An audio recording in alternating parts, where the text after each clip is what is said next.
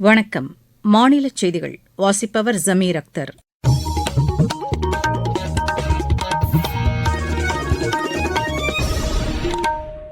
தலைப்புச் செய்திகள்.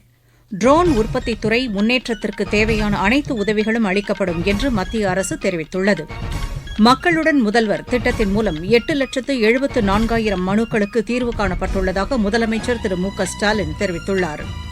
தமிழகத்தில் சட்டம் ஒழுங்கு சீர்குலைந்துள்ளதாக எதிர்க்கட்சித் தலைவர் திரு எடப்பாடி பழனிசாமி குற்றம் சாட்டியுள்ளார். தமிழகத்தில் இன்று முதல் 3 நாட்களுக்கு லேசானது முதல் மிதமானது வரை மழை பெய்யக்கூடும் என்று வானிலை ஆய்வு மையம் தெரிவித்துள்ளது.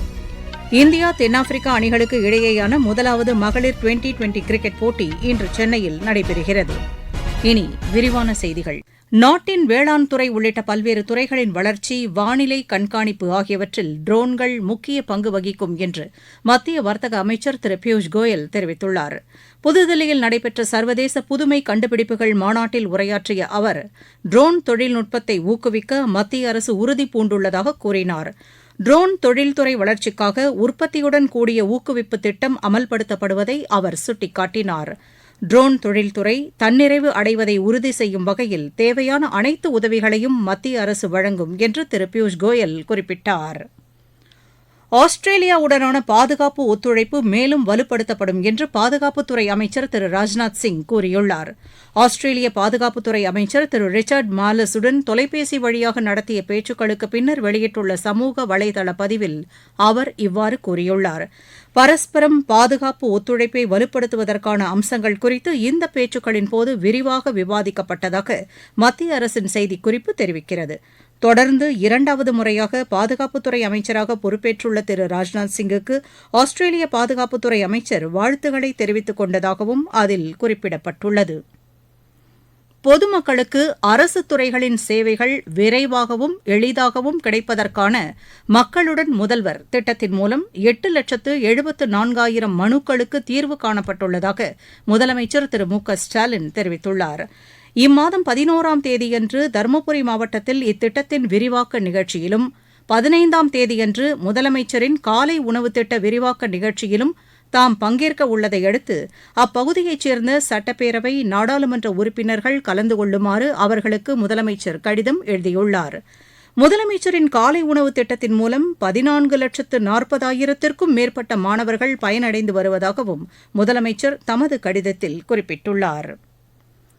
கூட்டுறவு மற்றும் பொதுத்துறை சர்க்கரை ஆலைகளுக்கு கரும்பு வழங்கிய விவசாயிகளுக்கு கரும்பு நிலுவைத் தொகை வழங்கவும், ஆலைகளின் நடைமுறை மூலதனத்திற்காகவும் 94,49,00,000 ரூபாய் கடன் தொகைக்கு அனுமதி அளித்து அரசாணை வெளியிடப்பட்டுள்ளதாக மாநில வேளாண் துறை அமைச்சர் திரு எம்.ஆர்.கே. பன்னீர்செல்வம் கூறியுள்ளார். இதுகுறித்து வெளியிடப்பட்டுள்ள செய்திக்குறிப்பில், சர்க்கரை விற்பனை மூலம் கரும்புக்கான பணம் முழுமையாக வழங்க இயலாத சூழ்நிலையில் ஆலைகளுக்கு கரும்பு வழங்கிய விவசாயிகளுக்கு மாநில அரசால் வழிவகை கடன் அனுமதிக்கப்பட்டு அப்பணம் நிலுவையின்றி வழங்கப்பட்டு வருவதாக குறிப்பிடப்பட்டுள்ளது. தமிழகத்தில் சட்டம் ஒழுங்கு சீர்குலைந்துள்ளதாக எதிர்க்கட்சித் தலைவர் திரு எடப்பாடி பழனிசாமி குற்றம் சாட்டியுள்ளார். இதுகுறித்து சேலத்தில் செய்தியாளர்களிடம் பேசிய அவர், போதைப்பொருள் மற்றும் லாட்டரி சீட்டு விற்பனை தொடர்பாக புகார் செய்த சஞ்சீவராயன்பேட்டையைச் சேர்ந்த ஒருவர் கொல்லப்பட்டதாக கூறினார். இக்குற்றத்தில் ஈடுபட்டவர்களை காவல்துறையினர் கைது செய்து சட்டப்படி நடவடிக்கை எடுக்க வேண்டும் என்று திரு எடப்பாடி பழனிசாமி வலியுறுத்தினார். சென்னை உயர்நீதிமன்றம் மற்றும் மதுரை கிளையில் 37 சட்ட அலுவலர்கள் காலி பணியிடங்களை ஒப்பந்த அடிப்படையில் நிரப்புவதற்காக தகுதியுடைய வழக்கறிஞர்களிடமிருந்து விண்ணப்பங்கள் வரவேற்கப்படுகின்றன. இதுகுறித்து தலைமைச் செயலாளர் வெளியிட்டுள்ள செய்திக்குறிப்பில், விண்ணப்பதாரர்களுக்கான வழிகாட்டு நெறிமுறைகள் மற்றும் விண்ணப்பத்தினை www.tn.gov.in என்ற இணையதளத்தின் மூலம் அறிந்து கொள்ளலாம் என்று கூறப்பட்டுள்ளது. பூர்த்தி செய்யப்பட்ட விண்ணப்பங்களை இம்மாதம் 22ஆம் தேதிக்குள் சமர்ப்பிக்குமாறும் தெரிவிக்கப்பட்டுள்ளது. ஒடிஷா மாநிலத்திலிருந்து நாகை மாவட்ட கடல் வழியாக இலங்கைக்கு கடத்த முயன்ற சுமார் 1,10,00,000 ரூபாய் மதிப்பிலான கஞ்சாவை காவல்துறையினர் பறிமுதல் செய்தனர். இதுகுறித்த தகவல் அறிந்த தனிப்படையினர் வேளாங்கண்ணி அருகே கிழக்கு கடற்கரை சாலையில் வாகன சோதனையில் ஈடுபட்டபோது அவ்வழியாக வந்த 3 கார்களை நிறுத்தி விசாரணை மேற்கொண்டனர். அப்போது காருக்குள் 1,200 கிலோ கஞ்சா பொட்டலங்கள் பதுக்கி வைக்கப்பட்டிருந்ததை கண்டறிந்த காவல்துறையினர் அதனையும் காரையும் பறிமுதல் செய்தனர். இது தொடர்பாக 4 பேரை காவல்துறையினர் கைது செய்து விசாரணை மேற்கொண்டு வருகின்றனர். நீங்கள் கேட்டுக்கொண்டிருப்பது மாநில செய்தி அறிக்கை.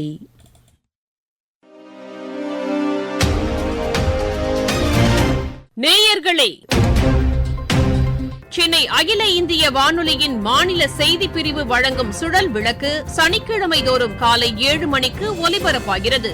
நடப்பு நிகழ்வுகளின் கட்டுரை வடிவிலான இந்த பகுதியில் நாளை இடம்பெறுகிறது வளர்ச்சிக்கான பாதையை ஒளிரச் செய்த குடியரசுத் தலைவர் உரை. பிரதான அலைவரிசையில் ஒலிபரப்பாக உள்ள இந்த நிகழ்ச்சியை கேட்க தவறாதீர்கள். தமிழகத்தின் ஒரு சில பகுதிகளில் இன்று முதல் 3 நாட்களுக்கு இடியுடன் கூடிய லேசானது முதல் மிதமானது வரை மழை பெய்யக்கூடும் என்று வானிலை ஆய்வு மைய தென்மண்டல தலைவர் திரு பாலச்சந்திரன் தெரிவித்துள்ளார். இதுகுறித்து எமது செய்தியாளரிடம் பேசிய அவர், நீலகிரி, கோவை மாவட்டங்களின் மலைப்பகுதிகளில் இன்று கனமழை பெய்யக்கூடும் என்று கூறினார். சென்னையை பொறுத்தவரை 2 நாட்களுக்கு வானம் மேகமூட்டத்துடன் காணப்படும் என்றும் நகரின் ஒரு சில பகுதிகளில் இடியுடன் கூடிய மழை பெய்யக்கூடும் என்றும் அவர் தெரிவித்தார்.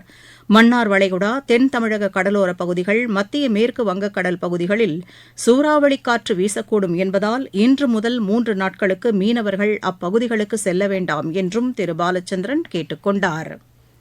இருவரிச் செய்திகள். அமெரிக்காவின் வடக்கு கலிபோர்னியா மாகாணத்தில் பரவிய காட்டுத்தீ காரணமாக அப்பகுதியில் வசிக்கும் சுமார் 28,000 பேரை பாதுகாப்பான இடங்களுக்கு செல்லுமாறு கலிபோர்னியா வனத்துறை அறிவுறுத்தியுள்ளது. பாகிஸ்தானின் ஹரிப்பூர் மாவட்டத்தில் நேரிட்ட சாலை விபத்தில் 7 பேர் உயிரிழந்தனர், 10 பேர் காயமடைந்துள்ளனர். உத்தரப்பிரதேச மாநிலம் ஹத்ராஸில் நடைபெற்ற ஆன்மீக நிகழ்ச்சியில் கூட்ட நெரிசலில் சிக்கி 121 பேர் உயிரிழந்தது தொடர்பாக விசாரணை நடத்த 3 நீதிபதிகளை கொண்ட விசாரணை குழுவை அம்மாநில அரசு நியமித்துள்ளது. அசாம் மாநிலத்தில் வெள்ளப்பெருக்கு காரணமாக சுமார் 21 லட்சம் பேர் பாதிக்கப்பட்டுள்ளனர். கிருஷ்ணகிரி அணையிலிருந்து முதல் போக பாசனத்திற்கு இன்று முதல் 130 நாட்களுக்கு தண்ணீர் திறந்துவிட மாநில அரசு உத்தரவிட்டுள்ளது. தஞ்சாவூர் ரயில் நிலையத்தில் மத்திய அரசின் அம்ரித் பாரத் திட்டத்தின் கீழ் மேற்கொள்ளப்பட்டு வரும் பணிகள் குறித்து தெற்கு ரயில்வே பொது மேலாளர் திரு RN சிங் ஆய்வு செய்தார். தூத்துக்குடியில் பயன்படுத்தப்பட்ட எண்ணெயை தூய்மைப்படுத்த மெக்னீசியம் சிலிகேட் சிந்தட்டிக் என்ற சேர்மத்தை சேர்த்ததால் KFC உணவகத்தின் உரிமத்தை உணவு பாதுகாப்புத்துறை ரத்து செய்தது. திருப்பத்தூர் மாவட்டத்தில் மத்திய அரசின் தொழிலாளர் மற்றும் வேலைவாய்ப்பு அமைச்சகத்தின் கீழ் சுண்ணாம்புக்கல் சுரங்க தொழிலாளர்களின் குழந்தைகள் கல்வி உதவித்தொகை பெற விண்ணப்பிக்கலாம் என்று அறிவிக்கப்பட்டுள்ளது. மதுரையில் போதை மாத்திரைகள் மற்றும் மருந்துகளை விற்பனை செய்ததால் கடும் நடவடிக்கை எடுக்கப்படும் என்று காவல்துறை ஆணையர் திரு லோகநாதன் எச்சரித்துள்ளார். திருப்பூர் மாவட்டம் வெள்ளக்கோயில் பகுதியில் வீட்டில் சாராயம் காய்ச்சிய 3 பேரை காவல்துறையினர் கைது செய்தனர். விளையாட்டுச் செய்திகள். உலக டுவெண்டி கிரிக்கெட் கோப்பையை வென்ற இந்திய அணியினரின் வெற்றிப் பேரணி மும்பையில் நேற்றிரவு நடைபெற்றது. மரைன் டிரைவிலிருந்து வான்கடே மைதானம் வரை திறந்தவெளி பேருந்தில் சென்ற இந்திய அணியினர் வழிநெடுகிலும் ஆயிரக்கணக்கான ரசிகர்களின் வாழ்த்துக்களை பெற்றனர்.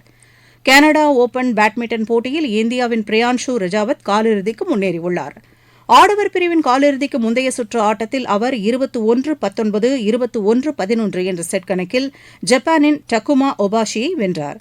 கலப்பு இரட்டையர் பிரிவில் இந்தியாவின் திரிஷா ஜோலி, காயத்ரி கோபிசந்த் இணை காலிறுதிக்கு முன்னேறியுள்ளது. காலிறுதிக்கு முந்தைய சுற்றில் இந்த இணை 17-21, 21-7, 21-8 என்ற செட் கணக்கில் டென்மார்க்கின் ஆந்தோனிசன், நெதர்லாந்தின் அலிசியா இணையை வென்றது. இந்தியா தென்னாப்பிரிக்கா அணிகளுக்கு இடையேயான முதலாவது மகளிர் டுவெண்டி கிரிக்கெட் போட்டி இன்று சென்னையில் நடைபெறுகிறது. இப்போட்டி இரவு 7 மணிக்கு தொடங்குகிறது. 3 போட்டிகளை கொண்ட இத்தொடரின் 2வது ஆட்டம் நாளை மறுநாளும் 3வது ஆட்டம் வரும் 9ஆம் தேதியும் நடைபெறவுள்ளது. தமிழ்நாடு பிரீமியர் லீக் கிரிக்கெட் போட்டி இன்று தொடங்குகிறது. சேலத்தில் இரவு மணி 7:15க்கு தொடங்கவுள்ள இப்போட்டியில் சென்னை அணி கோவை அணியை எதிர்கொள்கிறது. விம்பிள்டன் டென்னிஸ் போட்டியில் இன்று நடைபெறவுள்ள ஆடவர் இரட்டையர் பிரிவு 2வது சுற்றில் இந்தியாவின் ரோஹன் போபண்ணா, ஆஸ்திரேலியாவின் மேத்யூ எப்டன் இணை ஜெர்மனியின் கான்ஸ்டானின் பிரான்சின் ஹென்ரிக் ஜிபனிஸ் இணையை எதிர்கொள்கிறது. மற்றொரு ஆட்டத்தில் இந்தியாவின் யூகி பாம்ரி, பிரான்சின் ஆல்பனோ ஒலிவெட்டி இணை ஜெர்மனியின் கெவின் கிரவேட்ஸ், டிம் பியோட்ஸ் இணையை எதிர்கொள்கிறது. மீண்டும் தலைப்புச் செய்திகள். ட்ரோன் உற்பத்தித் துறை முன்னேற்றத்திற்கு தேவையான அனைத்து உதவிகளும் அளிக்கப்படும் என்று மத்திய அரசு தெரிவித்துள்ளது. மக்களுடன் முதல்வர் திட்டத்தின் மூலம் 8,74,000 மனுக்களுக்கு தீர்வு காணப்பட்டுள்ளதாக முதலமைச்சர் திரு மு.க.ஸ்டாலின் தெரிவித்துள்ளார். தமிழகத்தில் சட்டம் ஒழுங்கு சீர்குலைந்துள்ளதாக எதிர்க்கட்சித் தலைவர் திரு எடப்பாடி பழனிசாமி குற்றம் சாட்டியுள்ளார். தமிழகத்தில் இன்று முதல் 3 நாட்களுக்கு லேசானது முதல் மிதமானது வரை மழை பெய்யக்கூடும் என்று வானிலை ஆய்வு மையம் தெரிவித்துள்ளது. இந்தியா தென்னாப்பிரிக்கா அணிகளுக்கு இடையேயான முதலாவது மகளிர் டுவெண்டி கிரிக்கெட் போட்டி இன்று சென்னையில் நடைபெறுகிறது. இத்துடன் இந்த செய்தி அறிக்கை நிறைவு பெற்றது.